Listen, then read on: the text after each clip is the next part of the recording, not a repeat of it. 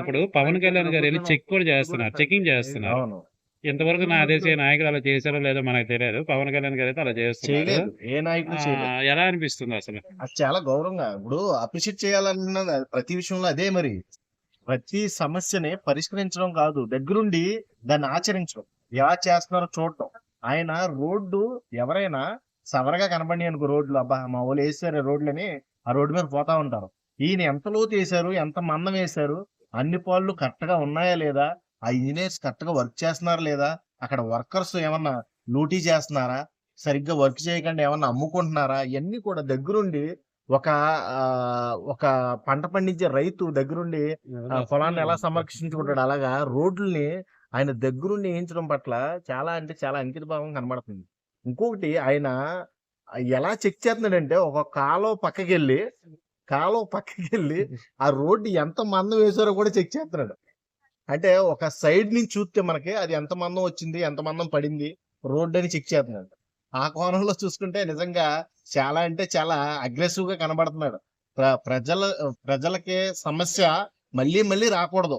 ఒకసారి సమస్య పరిష్కరించామంటే మన ప్రభుత్వంలో ఉన్నంతసేపు ఆ రోడ్డు అనేది మనకి ఇంకా మళ్ళీ ప్రాబ్లం రాకూడదు. మళ్ళీ గుంటలు పడతాం, లేకపోతే రోడ్డు పాడైపోయిందని మళ్ళీ లెటర్లు రావడం, నాకు ఇలాంటి నా టేబుల్ మీద రావద్దు అంటే మనం ఇప్పుడే చాలా జాగ్రత్తగా గట్టిగా ఆ రోడ్లు వేసినట్లయితే మనకు ఆ సమస్య మళ్ళీ ఎదురవదు.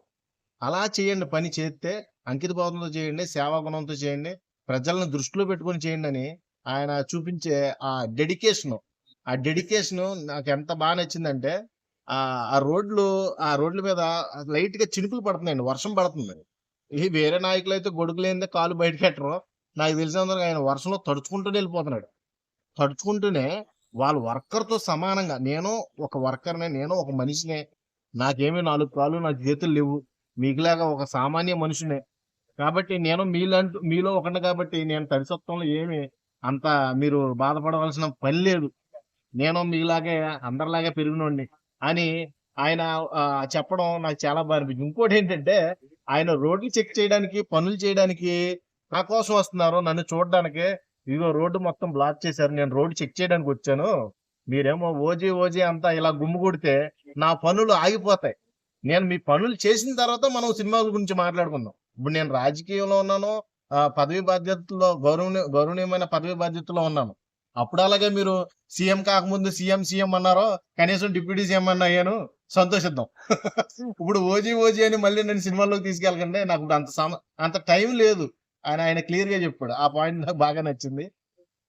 ఇంకా చూసుకున్నట్టయితే ఓవరాల్ గా ఇప్పుడు ఏపీలో డిప్యూటీ సీఎం, కూటమి ప్రభుత్వంలో డిప్యూటీ సీఎం పేరు, ఆయన పనితీరు చాలా అంటే చాలా క్లియర్ గా అందరికి కనబడుతుంది. అందరూ కూడా మెచ్చుకునే స్థాయికి ఆయన వర్క్ చేయడం అనేది చాలా సంతోషించవలసిన విషయం. ఇప్పుడు ఏపీలో మంచి లీడర్ గా ఇప్పుడు దాకా ఫామ్ అయిన ప్రభుత్వం 6 నెలలు 7 నెలలు అవుతుంది.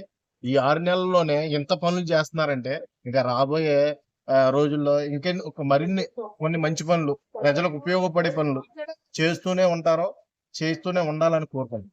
Thank you.